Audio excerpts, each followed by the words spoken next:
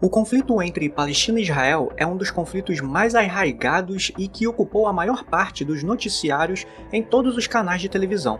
No entanto, explicar esse conflito não é tão simples quanto apontar quem são os bons e quem são os maus. É necessário aprofundar-se um pouco na história e entender o conflito desde sua raiz. O primeiro passo é identificar quem é quem e compreender as diferenças entre os dois povos. Como é o caso da maioria dos problemas do Oriente Médio, a religião está por trás de tudo. De um lado, temos o Estado de Israel, de religião judaica, e do outro, o Estado da Palestina, que é reconhecido por apenas alguns países e onde 90% da população é muçulmana sunita. Vamos partir de uma premissa. Tanto os israelitas quanto os palestinos reivindicam seu direito histórico de habitar as terras onde constituem Israel.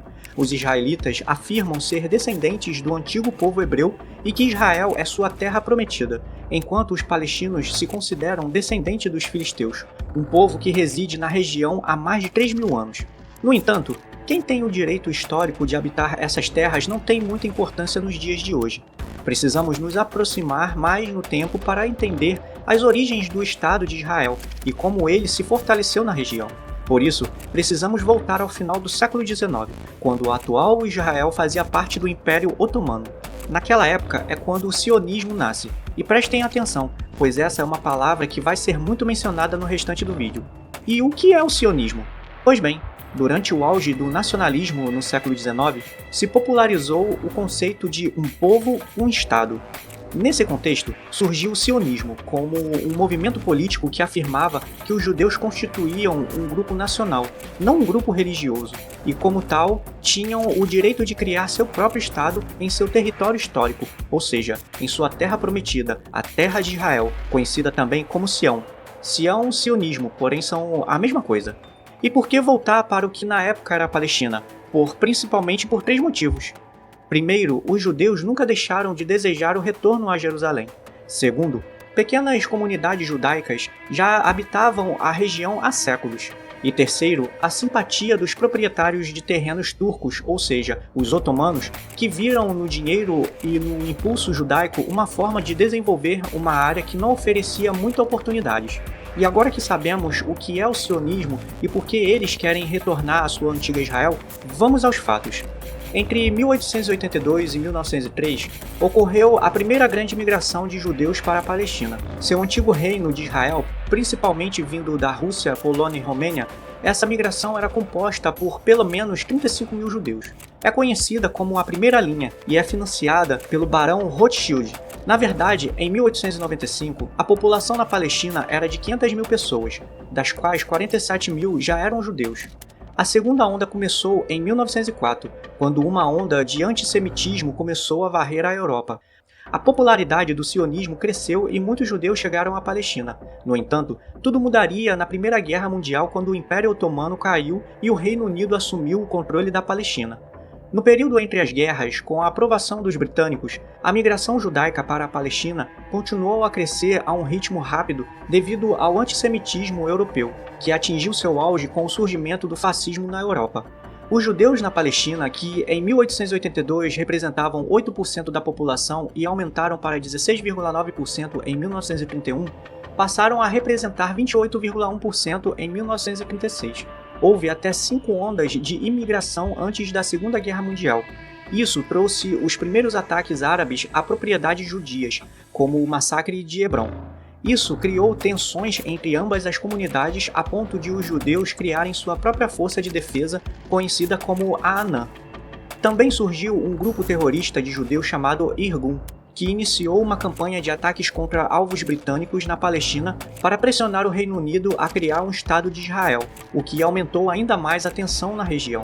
E vocês não vão adivinhar o que provocou a Segunda Guerra Mundial, o Holocausto judeu e até mesmo o antissemitismo na União Soviética. Bem, adivinhe, foi ainda mais migração para a Palestina. No entanto, os ataques do Irgun fizeram Winston Churchill mudar de opinião sobre os judeus e ele limitou a imigração para a Palestina, embora muitas migrações tenham ocorrido clandestinamente.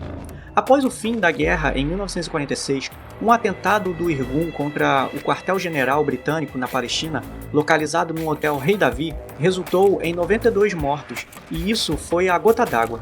O Reino Unido, cansado após a guerra e os conflitos violentos estrangeiros, se retirou da Palestina no ano seguinte. A recém-criada ONU aprovou um plano que dividia a Palestina em 2 estados, concedendo aos árabes e judeus extensões de terras semelhantes.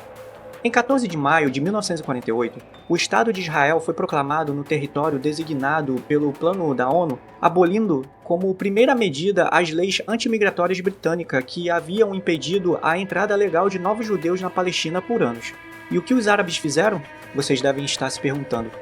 Bem, 2 dias após a independência de Israel, os árabes palestinos, apoiados pela recém-criada Liga Árabe composta por Egito, Síria, Líbano, Arábia Saudita e Transjordânia, declararam guerra ao recém-criado Estado de Israel. No entanto, os judeus estavam mais bem organizados do que os árabes imaginavam e formaram as chamadas Forças de Defesa de Israel, as IDF, que ainda hoje são as Forças Armadas de Israel. Israel não apenas não perdeu a guerra, mas expandiu seu território em 23% além do que inicialmente fora designado pela ONU.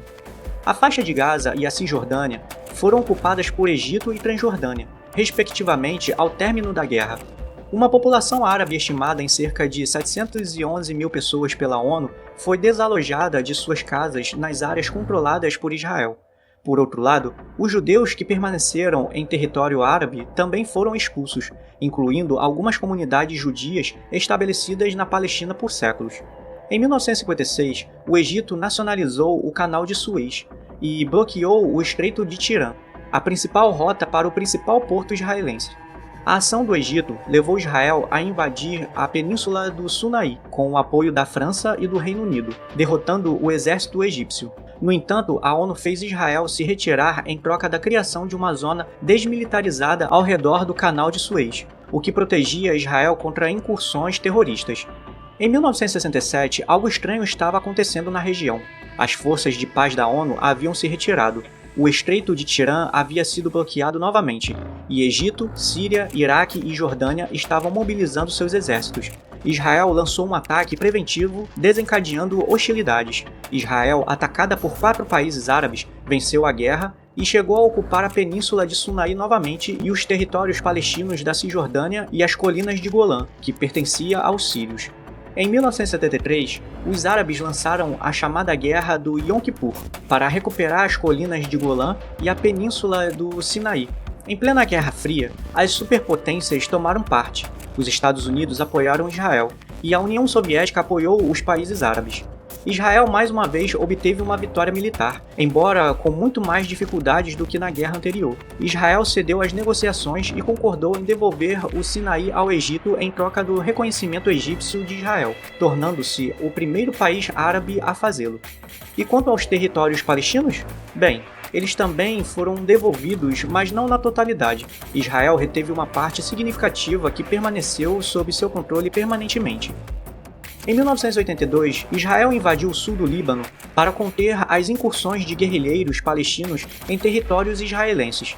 A presença israelense no Líbano durou até o ano 2000 e em 2006. A violência aumentou com a intervenção direta de Israel no Líbano contra a milícia do Hezbollah. Em linhas gerais, essa tem sido a situação externa de Israel em meio a uma região repleta de inimigos que desejam sua destruição e não perdem oportunidade para tentar isso.